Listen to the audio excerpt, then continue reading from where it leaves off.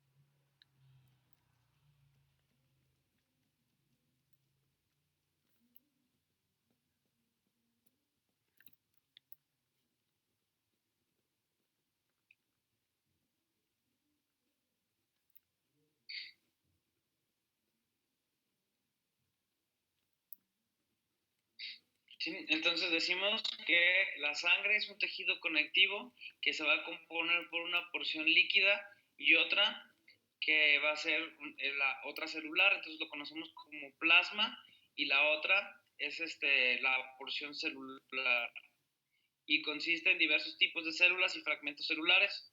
Entonces, nosotros decimos que las funciones generales de la sangre son transporte, regulación y protección. Y el transporte, pues es una de las funciones más importantes del tejido sanguíneo, porque pues va a ser el encargado de transportar oxígeno de los pulmones a las células de todo nuestro cuerpo y CO2 en dirección opuesta.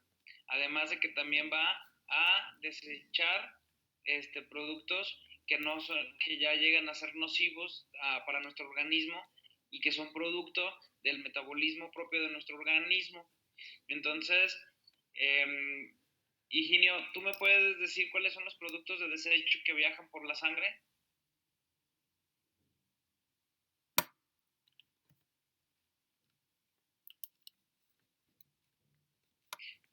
¿Sí me escuchas, Higinio?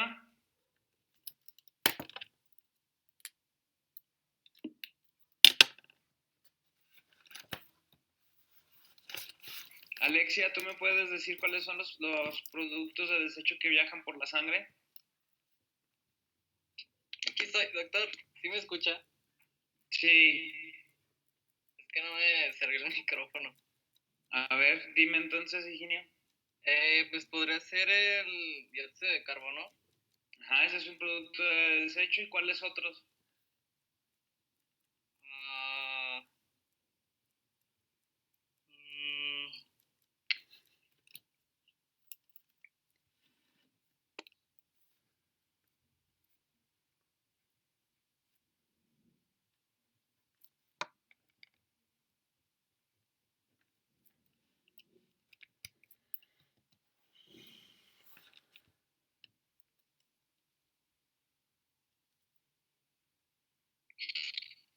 Bueno, nosotros decimos que los productos de desecho que vienen por la sangre es la urea, la creatinina y el ácido úrico. Entonces, todos estos son productos del desecho de células que están realizando sus actividades diarias. Entonces, dentro de todas sus actividades diarias, producen sustancias que son nocivas y viajan hacia la sangre. Y entonces, desde la sangre van a llegar a los riñones, y los riñones en la nefrona van a ser los encargados de poder desintoxicar a nuestro cuerpo de estas sustancias de desecho que van viajando en la sangre. Entonces la nefrona tiene la función de reconocer lo que sirve y lo que no sirve, que va a través de la sangre, y lo que no sirve se excreta del cuerpo a través de la orina. Entonces, por eso, pues los pacientes que tienen insuficiencia renal, que sus riñones no pueden reconocer lo que es bueno y lo que es malo, pues entonces se genera una alteración en el equilibrio del cuerpo, y empieza entonces el tejido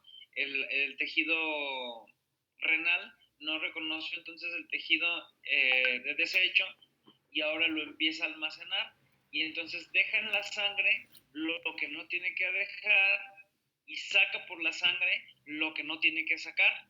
Entonces, lo que deja en la sangre que no debe de estar es la urea, la creatinina y el ácido úrico.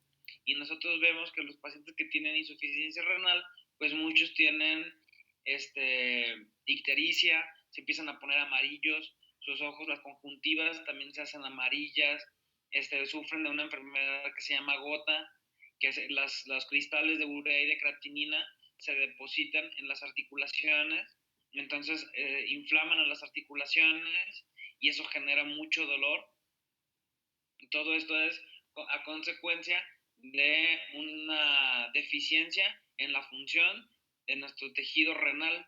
Entonces, todos estos productos de desecho los transporta también la sangre y van hacia los riñones, y también ya vimos el oxígeno, que es súper importante, se va a transportar de los pulmones a las arterias que es cardiopulmonares, que van hacia los ventrículos, y ya del corazón sale toda la sangre oxigenada a través de la arteria aorta, y toda la sangre venosa entra, o la que ya viene con CO2 o que ya viene más contaminada, esa sangre entra por las venas cavas, y entonces entran hacia el corazón, y el corazón a través de sus aurículas y ventrículos circulan la sangre a través de los pulmones, y después regresa la sangre ya oxigenada al corazón otra vez, donde de ahí otra vez es enviada toda la sangre en forma con una presión más alta a través de todas las arterias. Entonces, bueno, ese es el equilibrio que es constante en nuestro organismo para que el cuerpo pueda tener estabilidad y salud. También otra de las funciones muy importantes de la sangre es la regulación. Entonces, la sangre tiene la función de regular el pH mediante sustancias amortiguadoras. Si nosotros recordamos nuestras clases de preparatoria, cuando nos decían cuál era el significado del pH, pues nosotros recordamos que el pH significa potencial de hidrógenos. Entonces, toda la sustancia que libere muchos hidrógenos es conocido como un ácido, y toda la sustancia que absorba muchos hidrógenos es conocida como una base o como un alcalino. Entonces la sangre no debe de estar ni ácida, ni tampoco tiene que estar salada, tiene que estar equilibrada, tiene que tener un pH neutro. Y la sangre es de los tejidos encargados de regular este pH, y así evitar que la sangre se haga ácida o salada. ¿Por qué? ¿Qué ocurre si, por ejemplo, la sangre se vuelve ácida? Uno de estos ejemplos nosotros los podemos encontrar en los pacientes que tienen diabetes. Los pacientes que tienen diabetes tienen alterada su metabolismo de la glucosa, entonces no producen insulina. Si no hay insulina, no hay esta hormona que saque de la sangre la glucosa hacia los tejidos. nosotros sabemos que la glucosa es muy importante para poder generar energía. Entonces, si las células de los tejidos no tienen energía a través de la glucosa, porque la glucosa está encerrada dentro de la sangre, entonces el tejido tiene que crear su propia energía a través de aminoácidos o de lípidos. Entonces genera su propia energía, pero ya no es de la glucosa, sino que ahora es de aminoácidos y de lípidos. Entonces estos lípidos y aminoácidos, cuando se utilizan como energía, regresan a la sangre como ácidos. Y entonces una de las principales causas de muerte de los pacientes que tienen diabetes crónica y descontrolada es la acidosis metabólica, que significa que el pH de la sangre disminuyó de forma muy significativa y eso produce la muerte del paciente. Entonces, por eso se conoce como cetoacidosis metabólica. Ya dijimos que es por el aumento de cuerpos cetónicos, productos del metabolismo de los lípidos y de las proteínas o aminoácidos. Entonces la sangre es encargada de regular este pH para que no se rompa este equilibrio y podamos caer en una acidosis metabólica. Otra de las funciones de la sangre es que tiene la facultad de coagularse cuando hay un sangrado y también tiene la facilidad de no coagularse todo el tiempo si no se necesita coagular. Obviamente, un paciente que tiene una sangre que se coagula por cualquier cosa, pues es un paciente que tiene un riesgo muy alto de trombosis, puede sufrir embolias cerebrales o infartos al miocardio.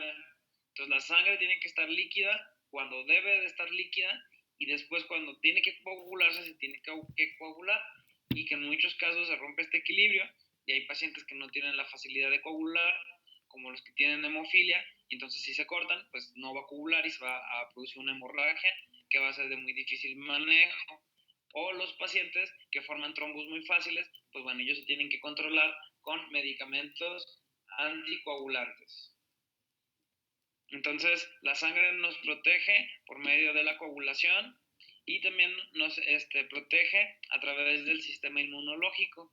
Ya sabemos muy bien que todas las células de defensa de nuestro cuerpo circulan a través de los vasos sanguíneos y nos ayudan a destruir microorganismos como bacterias, virus, hongos, o también nos ayudan a diferenciar las células que son tumorales de las células sanas y también eliminan a las células tumorales. Entonces, todas estas funciones pues, las tiene la sangre.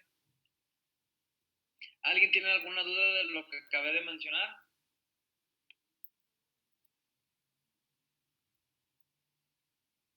Doctor, no, doctor. Solamente una cosa, dijo que la regulación de la sangre, lo que hacía el pH era que ayudaba a que no cayera en una acidosis metabólica. O sea, debe de haber un equilibrio en el pH sanguíneo. Si el pH se convierte en ácido, entonces el paciente puede caer en una acidosis metabólica que lleva al paciente a la muerte. Y yo les ponía el ejemplo de un paciente que tiene acidosis metabólica, que es los pacientes que tienen diabetes, que finalmente, cuando ya está totalmente descontrolada, los pacientes diabéticos llegan a fallecer por acidosis metabólica. Ok, gracias, doctor. De nada.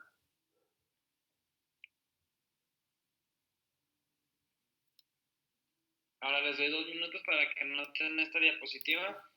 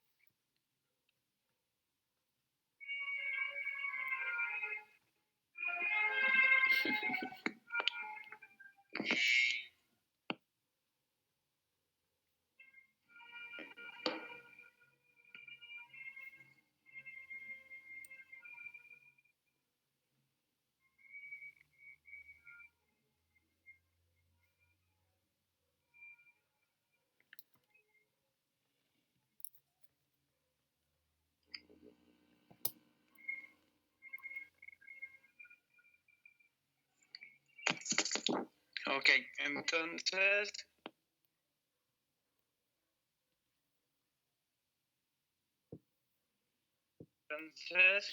¿Sí me escuchan?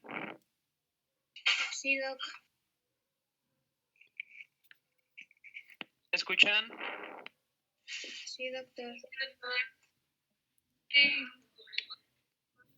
Ok, entonces nosotros decimos, ¿qué es la hemostasia sanguínea?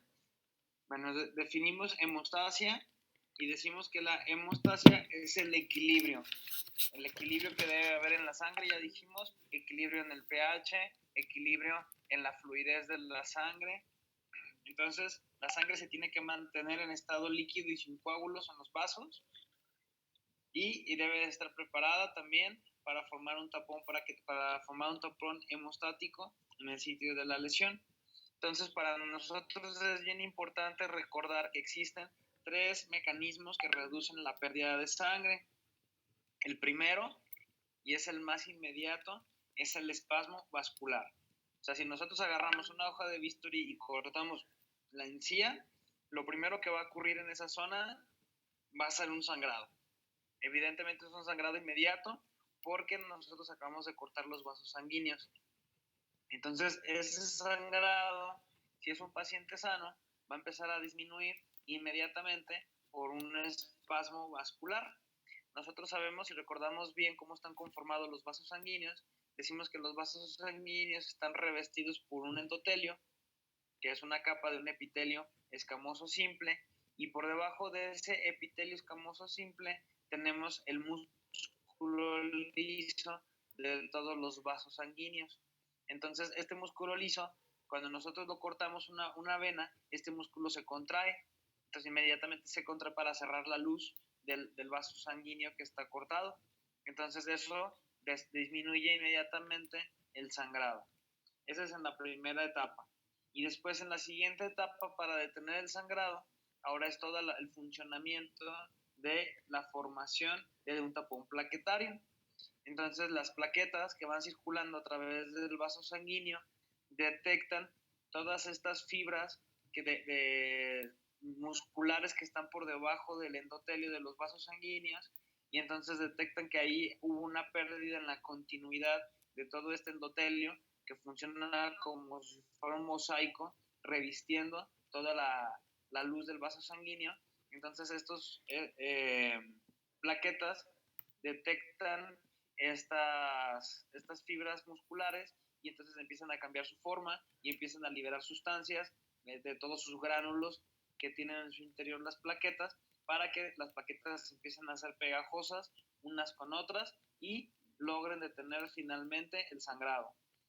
Y también el tercer mecanismo es la coagulación sanguínea.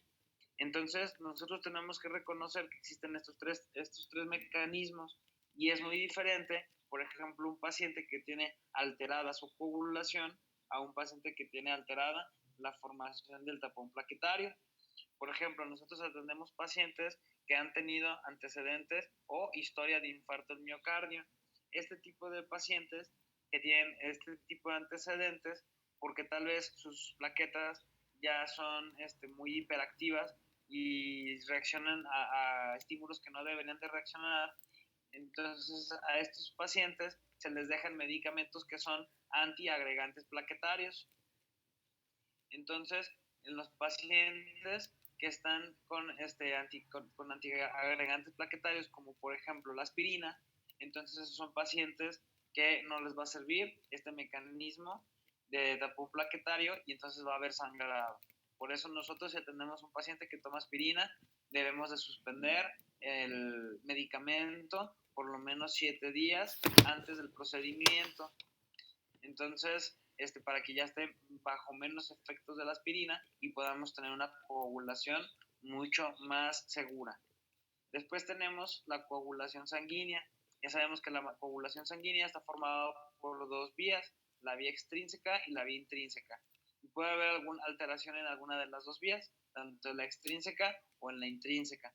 Por eso, en pacientes que tienen enfermedades crónicas y que tienen algún trastorno de sangrado, tendremos que pedirle pruebas de sangre para asegurarnos que cuando le hagamos la cirugía, pues no vamos a tener sorpresas. Entonces, las pruebas que nosotros normalmente les pedimos son las pruebas la prueba de TP y TTP, que es tiempo de protrombina y tiempo de tromboplastina, que son las dos pruebas que nos van a medir que esté funcionando adecuadamente la vía extrínseca y la vía intrínseca de la coagulación. Y también, si el paciente toma anticoagulantes, tendremos que pedirles pruebas de INR, que es el índice internacional normalizado. Este índice nos va a medir en una escala del 1 al 3 qué tanta probabilidad hay de que nuestro paciente pueda presentar sangrado.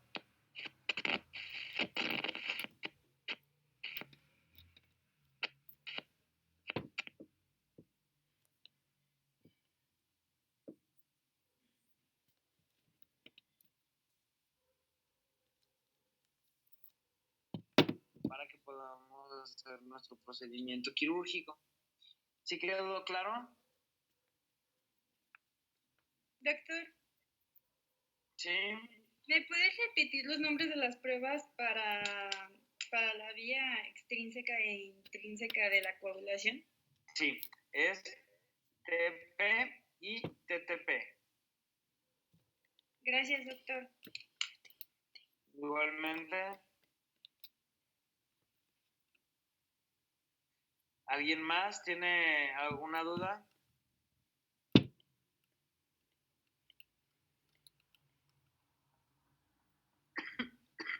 Ahorita que estaba hablando, doctor, se le cortó lo que dijo. ¿Sí puede volver a repetir, por favor? ¿Qué parte? Ya al final, cuando está hablando de los estudios. Ajá, que cuando tenemos un paciente que tiene antecedente de sangrado o con algún trastorno de la coagulación, hay que pedirle estudios de sangre para que no vayamos a tener ninguna sorpresa. Estos estudios son TP y TTP, que nos sirven para evaluar la vía extrínseca y la vía intrínseca de la coagulación. También les vamos a pedir el INR a los pacientes que hayan estado tomando anticoagulantes. Y existe otra prueba que también se llama prueba de IBI, pero esa es menos frecuente. Las que se piden más frecuentes son INR, TP y TTP. Gracias, doctor. Sí, de nada. ¿Alguien tiene alguna otra duda? Doctor, yo tengo una duda. O sea, en la forma de actuar, ¿cuál es la diferencia entre un tapón plaquetario y la coagulación? Pues bueno, que la formación del tapón plaquetario está mediado específicamente por las células o fragmentos celulares de las plaquetas, y la coagulación está mediada por los factores de la coagulación. Entonces, el objetivo final del tapón plaquetario es formar un tapón de puras plaquetas que están una sobre otra pegadas, y el fin último de la coagulación es formar la fibrina, que es una proteína insoluble que se activa por medio de los factores de coagulación, y esta fibrina crea una malla que va a todas las células y todo para que eviten salir del vaso sanguíneo. Entonces, el fin último de la coagulación es la formación de la fibrina. Ok, gracias, doctor. Sí, de nada. ¿Alguien? ¿Sí? Los estudios INR y el TP y el TP, ¿para qué eran? O sea, para evaluar el grado que tiene el paciente de coagulación y de formación de tapón plaquetario. Ah, ok, gracias. Sí, de nada. ¿Alguien más tiene alguna pregunta?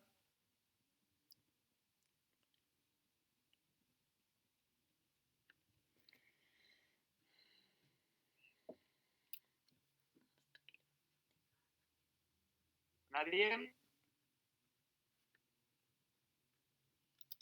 No, doctor. Muy bien.